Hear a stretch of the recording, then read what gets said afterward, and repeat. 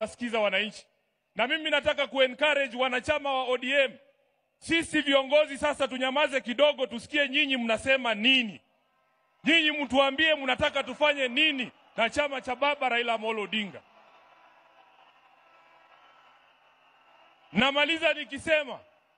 Namaliza nikisema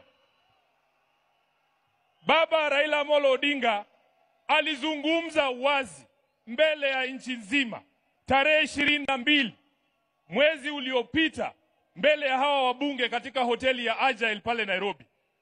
Baba aliongea kwa kinywa chake mwenyewe, na waomba viongozi msiingize maneno kwa mdomo ya mtu ambaye amelala.